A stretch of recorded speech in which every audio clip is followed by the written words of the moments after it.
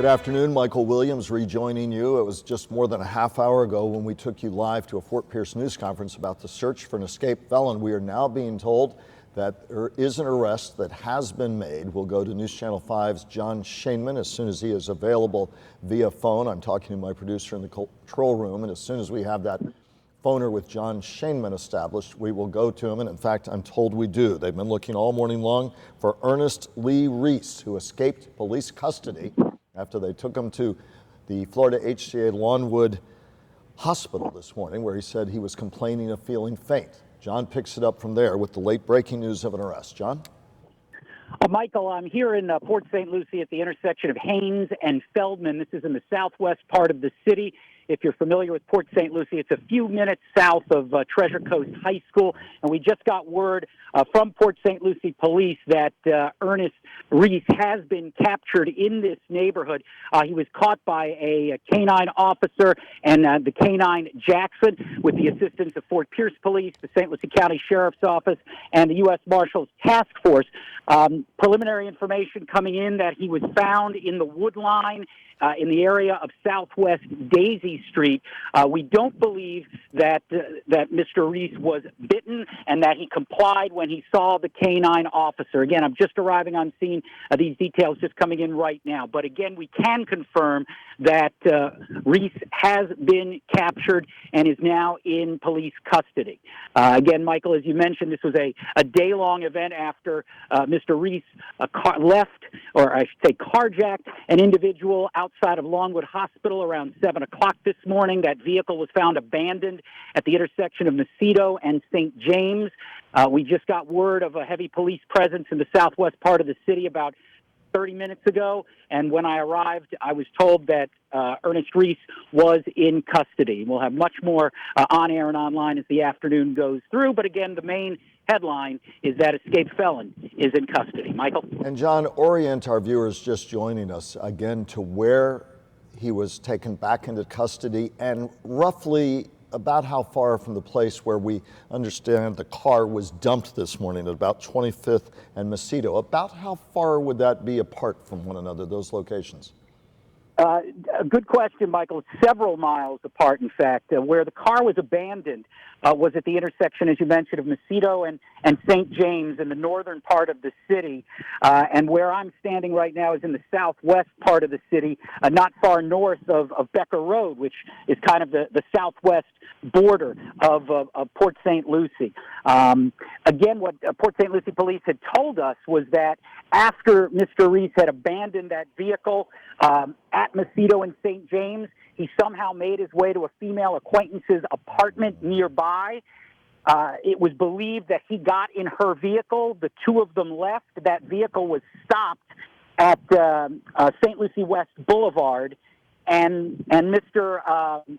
Reese was not in the car at the time, but the woman was taken into custody, and she told police that they had dropped him off. She had dropped him off somewhere else in the city. So he made it through several miles from Lawnwood Hospital to the southwestern part of Port St. Lucie, Michael. And John, one of the intriguing parts of this, one of many, he was last seen by police outside the hospital wearing cuffs in front of him. Then he gets up and starts running. It'll be interesting to see if when they caught him, he was still in those cuffs or somehow found a way to free himself from those. John, I know you were very much in a run and talk situation trying to catch up to your sources and to police, but if I can ask you for just one more question. As you stand there now for our viewers, we know that it was U.S. Marshals, Port St. Lucie Police, Fort Pierce Police. Give our viewers a sense, put them there with you right now, just how big a scene you sensed and saw as they finally closed in on him at this hour. So, Michael, I'm standing probably about a block or so away from where he was apprehended. In the distance, I can still see several members of the St. Lucie County Sheriff's Office and Port St. Lucie Police, probably a few hundred yards in the distance from me here. I'm going to try to get over into the neighborhood and talk with people about what was quite an eventful afternoon.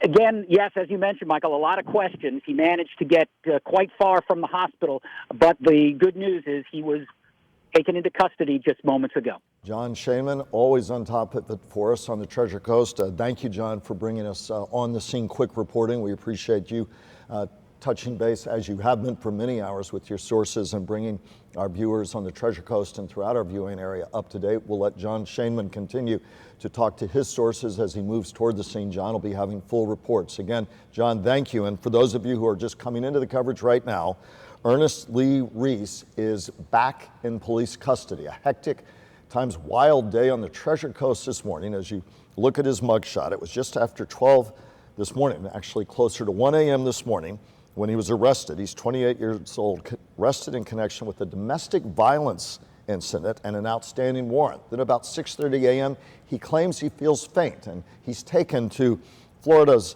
HCA Florida Lawnwood Hospital after that claim of having a health problem, being faint. According to police in a news conference about a half hour ago, he then comes back out, one officer with him.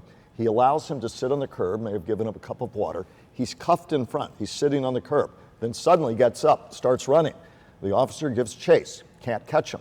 Then somewhere in a doctor's complex nearby, so people are going into work, he carjacks someone, takes their car. That person was not hurt. He gets away, makes his way to Port St. Lucie. John Shaman picked it up from there. Appears, at least initially, that he did have help from a female acquaintance of his to go even farther in another vehicle that was then stopped. He wasn't in that vehicle either, but according to all that we learned this day, started in Port Pierce, and John says has just concluded with this wanted man, an escaped felon caught just a short while ago. He is back in custody. Ernest Lee Reese. We'll have full coverage on this, including the investigation as to how he could get away. Fort Pierce Police, when asked, said, we don't have protocol, and let me be clear here.